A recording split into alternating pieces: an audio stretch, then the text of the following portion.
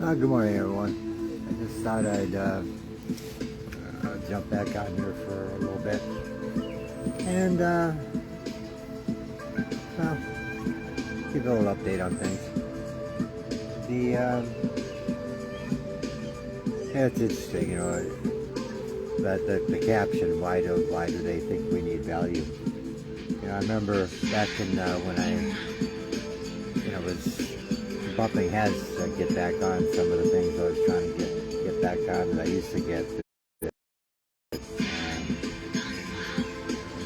got taken away because of COVID. But one of the questions I was regularly asked is, why do you need value? And I thought, well, the question I was usually asked is, why do I need value? Aside from the fatigue issues with the MS, which it's a big help. I also pointed out, well, I always use it what I call the IRS, because, I know that, calling the IRS is always going to end up in a confrontational conversation, always. I don't know why. No matter how nicely you start your conversation out, and no matter how nice you try to be with those people, 80% of the ones I've ever dealt with, 80% of the ones I've dealt with are miserable, and it's just, I'll give you an example, today. I just spent 5 hours trying to get through to them. And podcast is part of what will end up becoming a nonprofit organization. I'm going through that process. So a while back I filed a form that deals with. Anyway, a while back I filed the form that you're required to file to start the process. And you can only do it online. They don't accept the paper version of it. And I filled it all out, and I paid the fee. And then over the course of time, the online access tells you that they've received it. Then that changed to accepted. Then today I get a notice that my license number. But if I have any questions, to call the number at the bottom of the letter. So I thought, well, it's not the typical 800 1040 number, so maybe calling this number will actually be a pleasant experience. So I didn't take the value. So in this instance, I assumed that since it's a different, I'm not going to take the value. It should be one of the pleasant conversations. No, I should have took the value. The lady, the first person I get was really snippy, really bad attitude, kind of like I was bothering her with my questions. And the questions weren't complicated. It's like, what am I supposed to file on a quarterly or annually basis? What am I supposed to? Is there anything else that I'm supposed to file now? And she couldn't answer either one. She didn't know, and going round and round about it, she said, I'll transfer you over to the tax law area, and they can better assist you with those questions. So I get transferred over, and I'm listening to music for 30-45 minutes, and then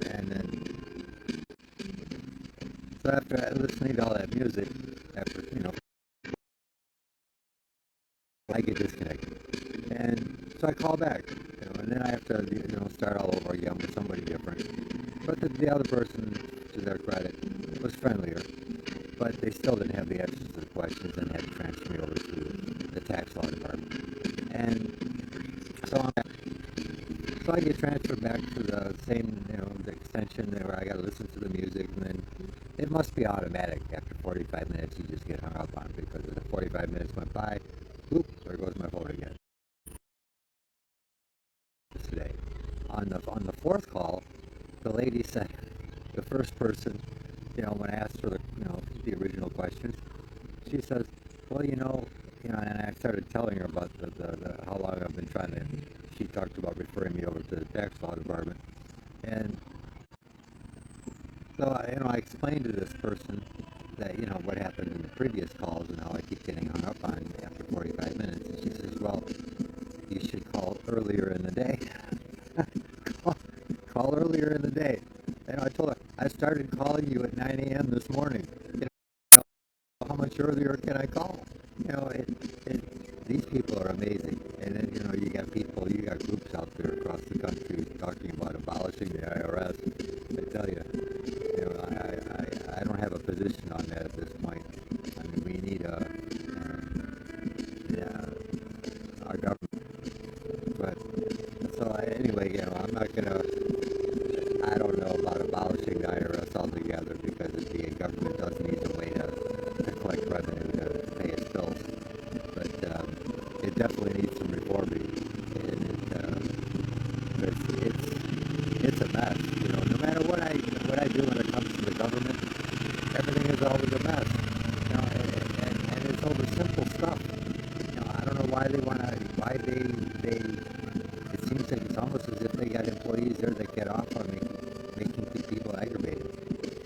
But it just, everything about it, the forms, you gotta love the forms. If you look at the bottom of every form, it tells you, oh, this should take approximately 15 minutes to finish, or this should take 20 minutes to finish. It never takes that. Yeah, it always takes longer. They need every year to send us more detailed instructions and a couple Valium, just to go through the fulfilling our tax reporting obligations. They need to do a better job. This is just insane, what you got to go through with these people. But anyway, like I said, I still don't have that booster hooked up yet. But I picked up the bolts, and then I was going to do it yesterday, and then it was really windy here, and I didn't want to get up on the roof, it was 25 knot winds and stuff. So I thought, nah, I'm not going to go up there. But I'll get it in today. It's we're getting close. It'd be nice to get to the part where I start going to get to the podcast part, and start participating and doing things that are more meaningful than filling out forms and at the state and federal government level, and debating with them about processes and expectations and requirements, and man, I tell you, they've really made this process so complicated. It's almost by design, It's complicated just because they don't want you to be, they don't want you to participate. They don't want you to exercise your right to participate and express your concerns. And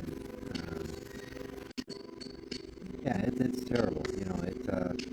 I just, I've been following that group up in Canada, the truckers that did the convoy, and they recently, initially when they ended up in Ottawa at the protest, their government seized their funds. They were seizing the donations that they were receiving, millions of dollars that the government, early on, after that protest began. And they've had nothing but hardship ever since. The organizers, some of them are in jail for not doing anything wrong, as far as misappropriating funds or, the typical stuff that you would.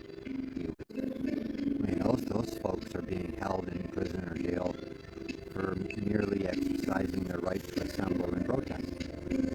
That's, and they're still in jail, some of them. And the other day, one of the other participants who opened up something called Camp Hope, which was a recreational area, like in a big wide open space, and he had a structure built, and a temporary structure built, and it was a place for, so Camp Hope, was notified the other day that they have to shut down. And,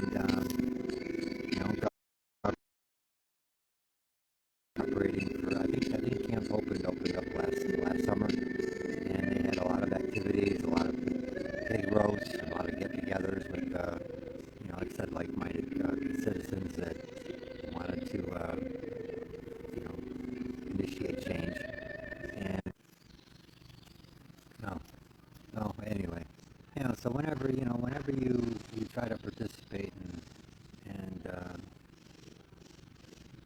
look, try to get some change, then that's what they lock you up. They um, monitor you. They mess with your internet. They shut you down. Any way they can. And that's not democracy. That's not what we're about. That's not how this is supposed to work. Our forefathers did not set things up to be this way, and